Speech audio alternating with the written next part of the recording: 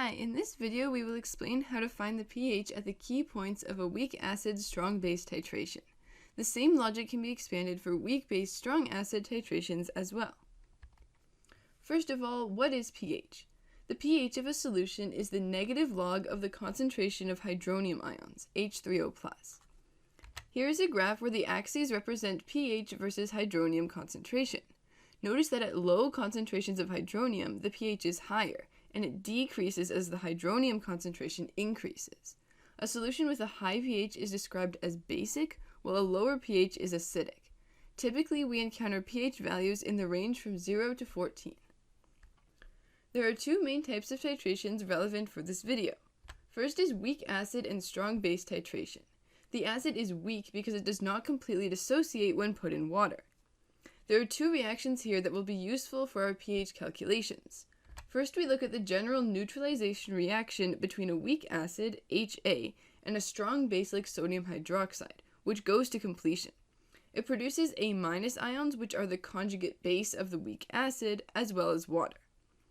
However, the dissociation of the weak acid in water does not go to completion and instead has an equilibrium with a Ka value as the equilibrium constant.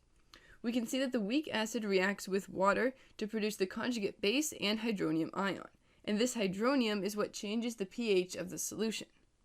Next, we have weak base and strong acid titration. This time, the base does not completely dissociate in water. Again, we have a neutralization reaction where the weak base reacts to completion with a strong acid like hydrochloric acid, producing its conjugate acid. Notice that the dissociation of the weak base in water reaches equilibrium and it has a Kb value as the equilibrium constant. We will look at examples using the weak acid strong base titration. The dot on this graph represents where we are in the titration process. So right now we have not yet added any sodium hydroxide to a 50 ml sample of 0.1 molar acetic acid. Let's calculate the pH using the dissociation of the weak acid in water. We can set up an ice table for this equilibrium problem, where the dissociation equation is written on the top, and we have initial change in equilibrium concentrations of each substance. The water can be ignored because it is a liquid, so it doesn't have concentration and thus does not affect the equilibrium. We start with 0.1 molar acetic acid and nothing else, so the reaction must go forward. X moles of weak acid react, so X moles of the conjugate base and hydronium are formed due to the 1:1 mole ratios. This gives us the following equilibrium concentrations. If we know the Ka value for acetic acid, we can solve for X using the equilibrium expression. Note that X represents the hydronium concentration, so now the pH can be found. Now let's add some strong base so that we are somewhere before the equivalence point. We must first focus on the neutralization reaction to find out how much weak acid reacts, and then look at the dissociation of the remaining acid to get the pH. In this example, we've added 20 milliliters of 0.1 molar sodium hydroxide to that solution of weak acid. Here is the neutralization reaction, so we can put the initial moles of each of the substances using the given information about the volumes and concentrations. Notice that sodium hydroxide is the limiting reagent before the equivalence point. So all of the sodium hydroxide will react and then give us these remaining moles. Then we can convert to concentrations to set it up for working with the weak acid dissociation reaction. Here I've copied the last row again for ease of reference, and this new table represents the dissociation of the weak acid. The initial concentrations are found using the final concentrations from that neutralization reaction. Since we already start with some of the weak acid and its conjugate base, the common ion effect applies, so only a very small amount of the weak acid will dissociate. Thus, the equilibrium concentrations can be approximated where X is very small, so we can ignore the subtracting and adding X to these initial concentrations. Finally, we can set up the Ka expression to solve for X, which again is the concentration of hydronium, and then use that to find the pH. The next point in this graph is exactly at the equivalence point, where we've added 50 mL of 0.1 molar sodium hydroxide. The weak acid and strong base are present with the same number of moles, so they fully react with no substance in excess, producing 0.005 moles of the conjugate base. Then we convert that moles into concentrations to help us with the next calculation step.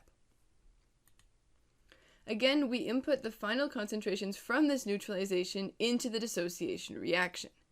But since we do not have any of the weak acid left, we must use the dissociation reaction for the conjugate base, which reacts with water to produce weak acid and some hydroxide ions. So here is the initial concentration of the conjugate base from the previous calculations. X moles of the conjugate base dissociate, and again we have 1-to-1 mole ratios, which gives us these final values for the equilibrium concentrations. Finally, we can set up the Kb expression to solve for X. Notice that we are using Kb and not Ka, because this is the dissociation reaction of the conjugate base rather than the weak acid itself.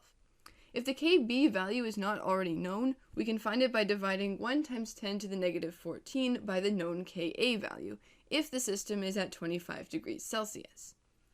Notice that in this case, the X value represents the concentration of hydroxide ion, not hydronium ion. So we can find the pOH by taking the negative log of X, and then find the pH by subtracting the pOH from 14. This equation here is also only valid at 25 degrees Celsius.